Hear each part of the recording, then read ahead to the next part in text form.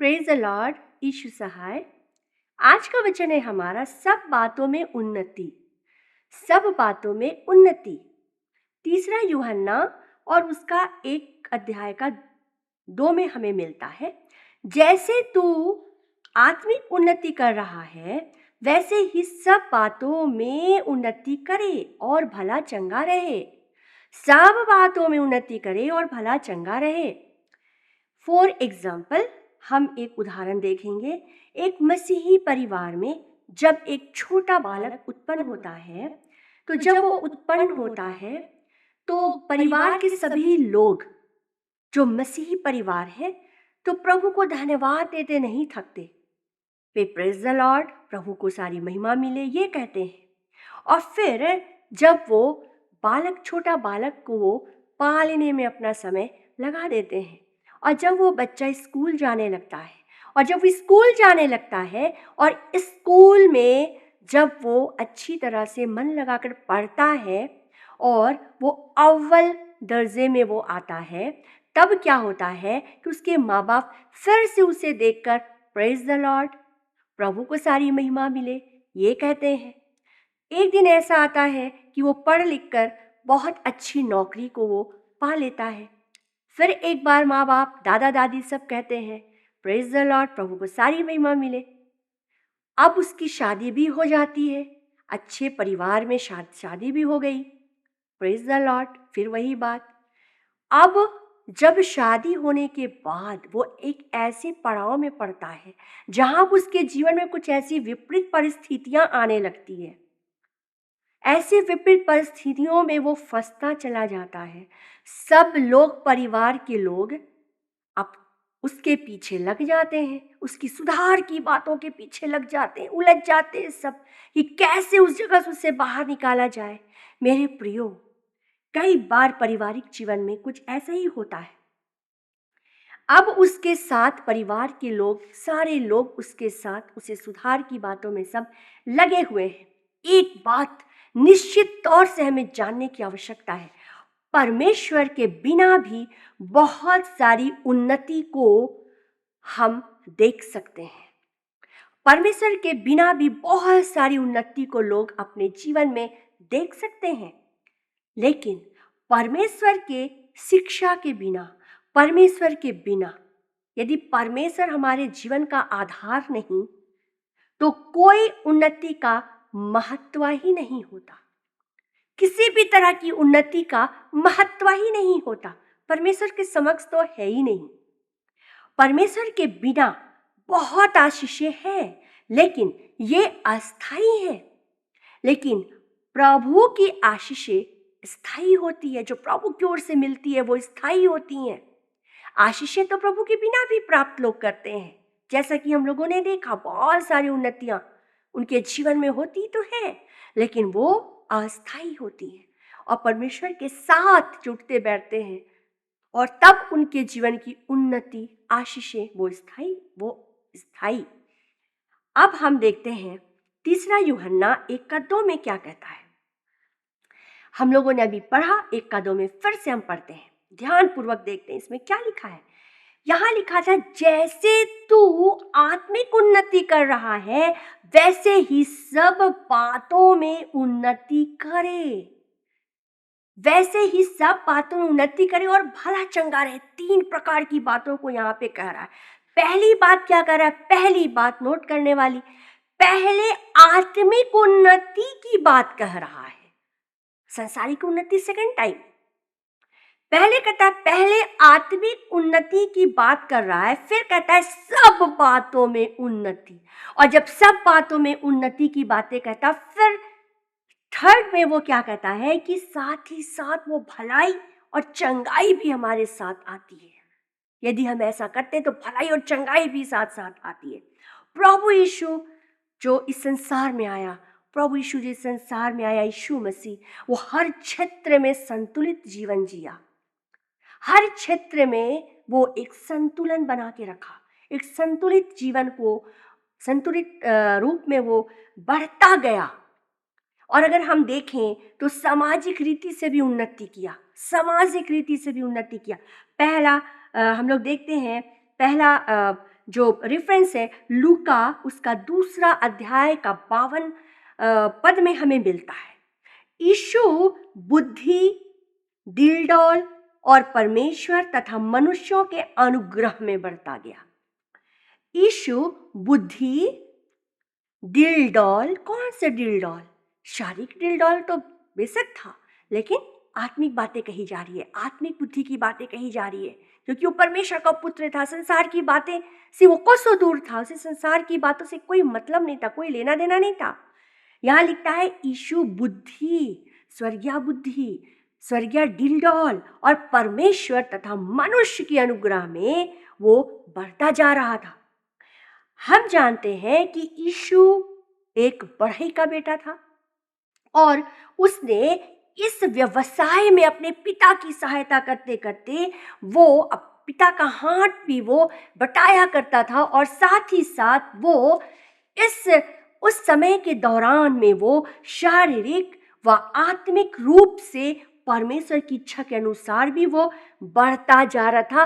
अर्थात हम कह सकते हैं कि शारीरिक और आत्मिक रूप से भी वो उन्नत होता जा रहा था, आत्मिक उन्नत होता जा रहा था। लूका 2 अध्याय का 49 में हमें मिलता है, जब यीशु की माता और पिता दोनों यीशु को ढूंढते हुए आते हैं तो यीशु उनसे क्या कहता है? यीशु उनसे कहता है, तुम मुझे क्यों ढूंढते हो? तुम मुझे क्यों ढूंढते हो?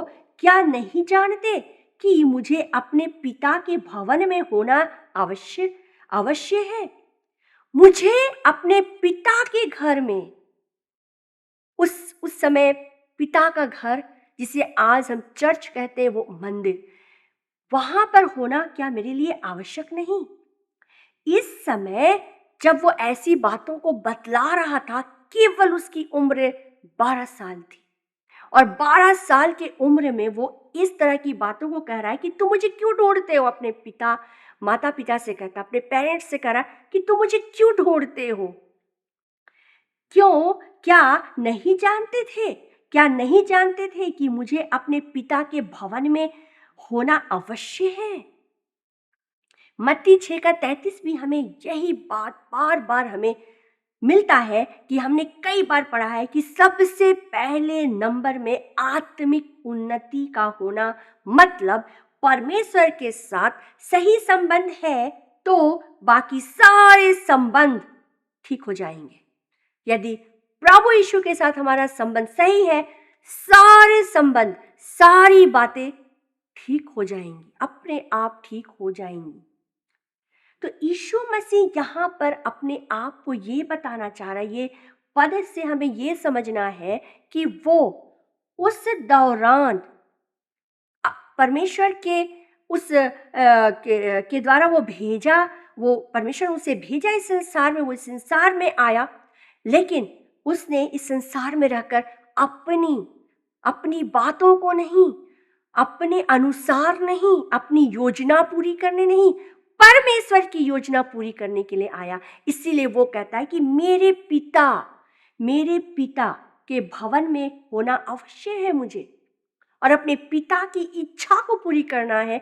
इस बात को वो अपने पिता के व्यवसाय के साथ साथ, व्यवसाय को जो परमेश्वर का जो उसके परमेश्वर ने जिस जोसेफ को चुना, उसके पिता को चुना, उसका व्यवसाय था, उसका जो लकड़ी के लकड़ी के जो सामान जो बनते हैं, बढ़ई कहते हैं, वो था। और उस कार्य को करना, लकड़ी को काटना, बनाना, जंगल से लाना, हर एक बात में शायद मैं ऐसा सोचती हूँ अपने पिता का सहायता वो कर रहा था। और इस सहायता के साथ ही साथ वो परमेश्वर, यहाँ वचन कहता है कि वो मनुष्य और परमेश्वर की अनुग्रह में बढ़ रहा था, अनुग्रह में बढ़ रहा था। और इस तरह वो योजना को जानता था कि मेरे पिता की योजना मेरे जीवन से पूरी होनी है, और इस बात को वो लेकर चल रहा था और वो उन्नत हो रहा था। आगे हम लोग देखते हैं कि शारीरिक उन्नति जरूरी है, शारीरिक उन्नति जरूरी है, लेकिन उससे कहीं ज्यादा आत्मिक उन्नति होनी चाहिए। पहला राजा उसका 4:29 में हमें यो मिलता है कि परमेश्वर ने दाऊद का पुत्र को बुद्धि और अत्यधिक समझ दी।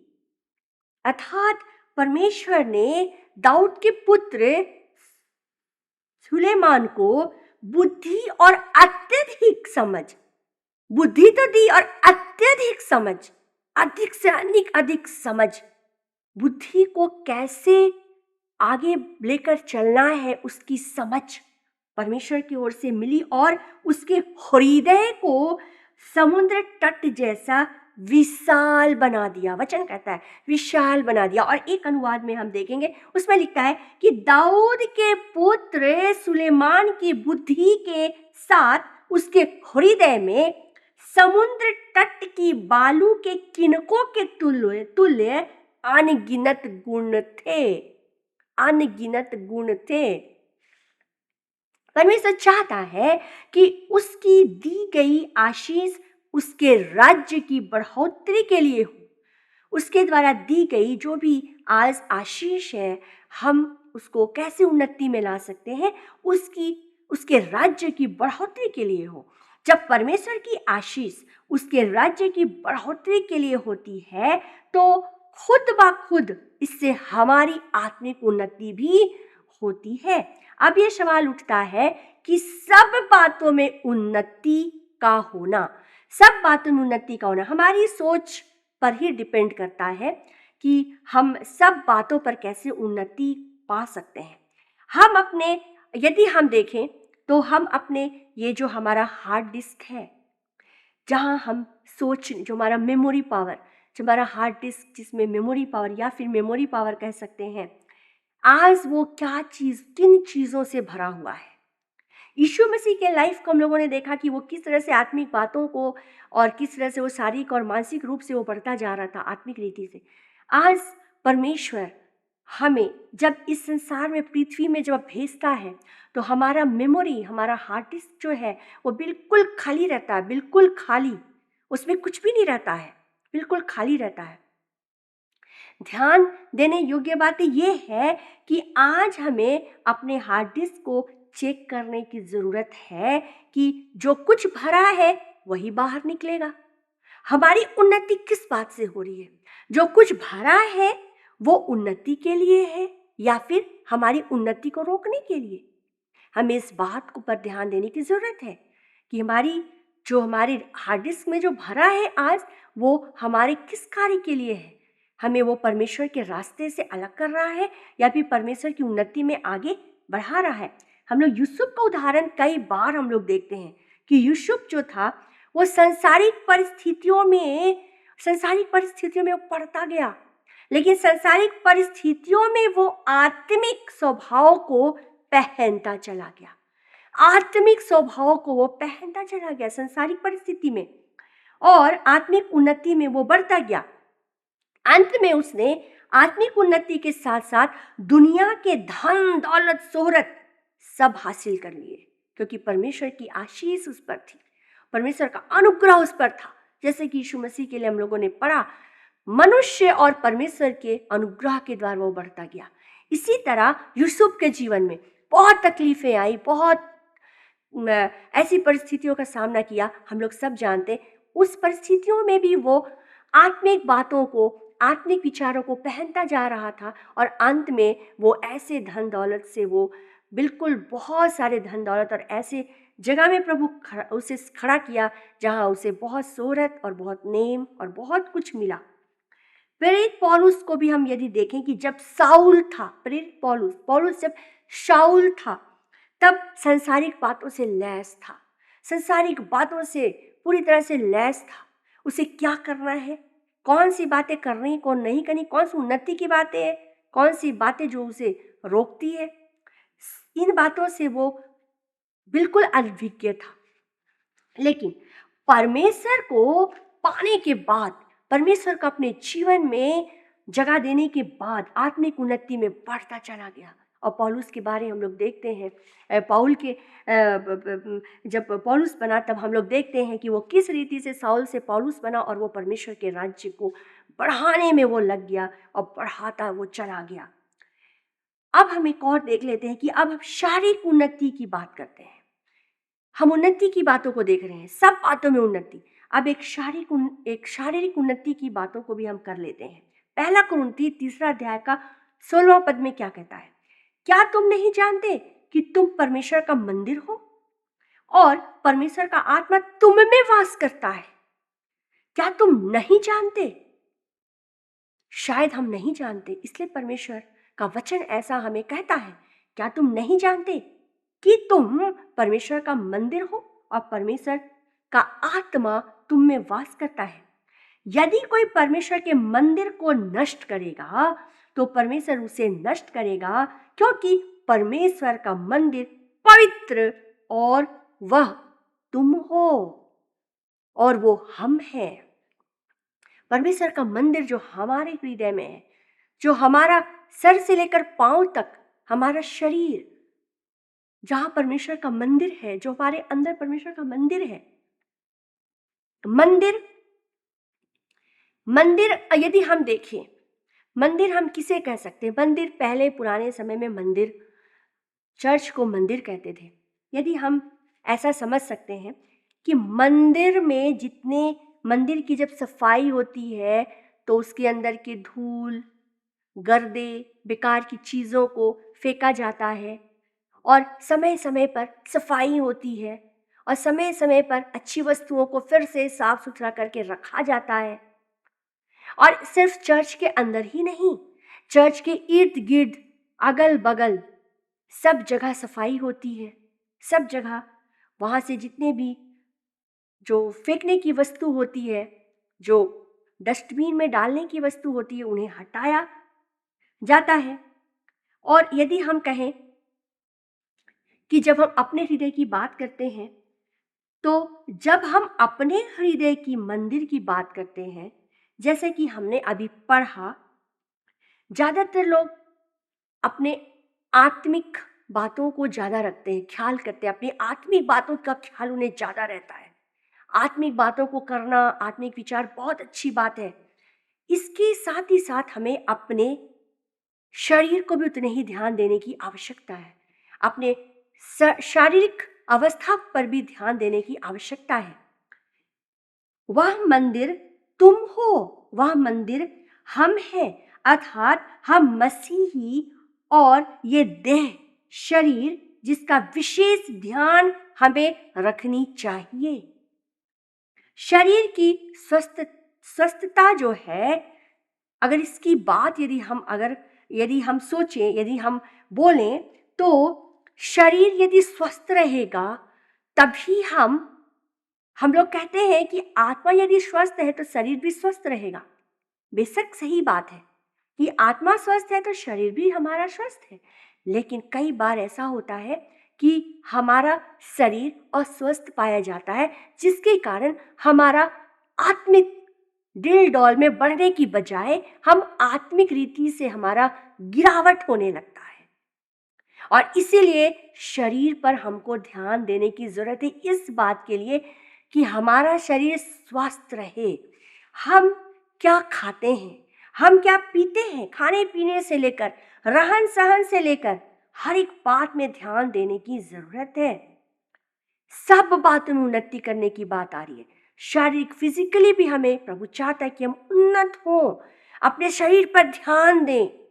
और तब हमें, यदि हम देखें तो जब मिस्र से यहूदी निकाले गए तो परमेश्वर ने उनके खाने पीने पर बेहद ध्यान दिया। नहीं तो वो कह सकता था कि जिस मार्ग से तुम लोग आ रहे हो ना, कुछ भी मिल जाता है खाने पीने का वस्तु, तुम लोग खाते हुए चले आना, फल फूल, फिर वो भेड़ बकरी जो उनके पास थे, कुछ भी खाते हुए तुम लोग चले आना। नहीं, परमेश्वर ने विशेष खाने का उनके लिए प्रबंध किया, विशेष खाने का, ताकि वो बीमार ना पड़े। और जब उन्होंने जिद किया, जब उन्होंने जिद पर उतर गए कि हमें मांस खाना है, वो मांस खाए और खाने के बाद बहुतों की मृत्यु भी हो गई। आज प्रभु चाहता है कि हम अपने शरीर पर भी ध्यान दें।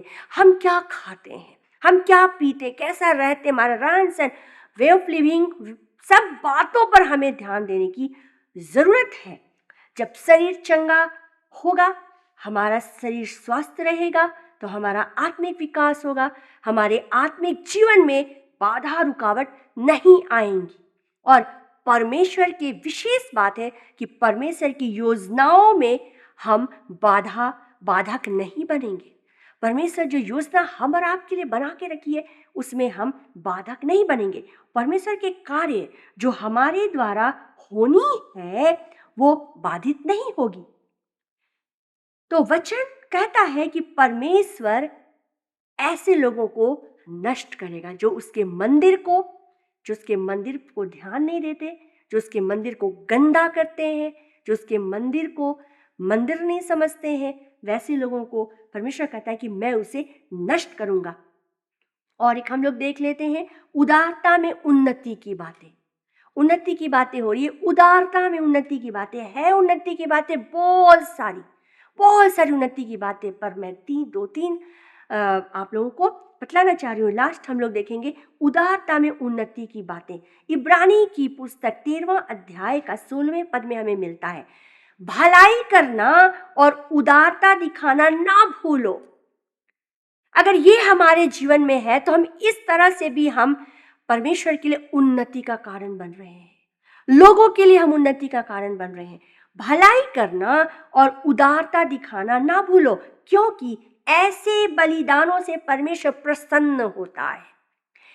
ये बलिदान है जो हम नहीं चाह करके भी कष्ट पूर्वक भी हम चढ़ाते हैं। हम कोशिश करते हैं कि लोगों के लिए हम अच्छा बने, भलाई करें, लोगों का मन जीत लें, उदारता से हम लोगों के लिए उदार बने। ये परमेश्वर चाहता है। और हमें कई बार कष्ट होता है, हम अपने दुश्मन से ऐसा नहीं कर पाते, लेकिन हमें करना पड़ता है। कई बार कष्ट होता है और इसलिए कहता है कि ये बलिदान है, ये ऐसे बलिदान है, ये हमारे लिए बलिदान स्वरूप है जिससे परमेश्वर प्रसन्न होता है। भलाई और उदारता में सदैव बने रहने की हमें जरूरत है। ये सब परमेश्वर को ज्यादा पसंद है।